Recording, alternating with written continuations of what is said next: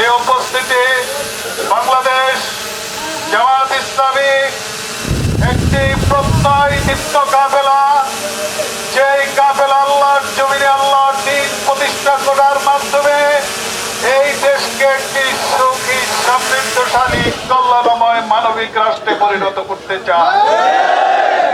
তারই ধারাবাহিকতায় বাংলাদেশ জামাত ইসলামী আগামী ত্রয়োদশ সংসদ নির্বাচনে ইনশাআল্লাহ অংশগ্রহণ করতে যাচ্ছে।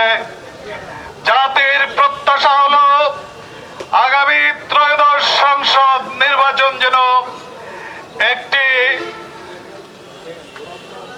অবাধ, সুষ্ঠু, গ্রহণযোগ্য নির্বাচন হয়।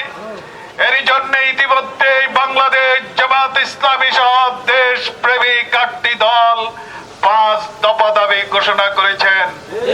এই 5 দফা দাবি বাংলাদেশের সাধারণ জনগণের ভিতর স্বতঃস্ফূর্ত সাড়া জাগিয়েছে এবং বাংলাদেশের এলিট শ্রেণী থেকে শুরু করে বুদ্ধিজীবী এবং সাধারণ খেটে খাওয়া মানুষ পর্যন্ত বুঝে গেছে এই 5 দফা দাবি যদি বাস্তবায়ন না হয় নির্বাচনের আগে, নির্বাচন সুষ্ঠু, সুন্দর এবং অবাধ নির্বাচন হবে না।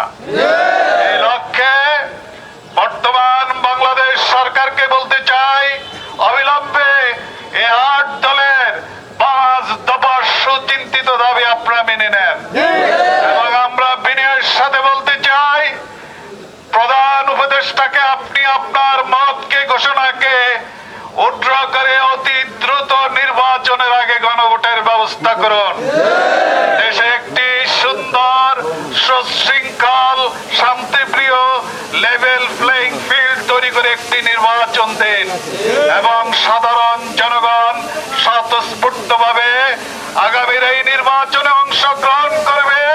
ইনশাআল্লাহ দাঁড়িপাল্লাকে তারা বেছে নিবে এবং আল্লাহর জমিনে আল্লাহর দ্বীন কায়েমের লক্ষ্যে কোরআনকে তারাই বেছে নেবে। প্রিয়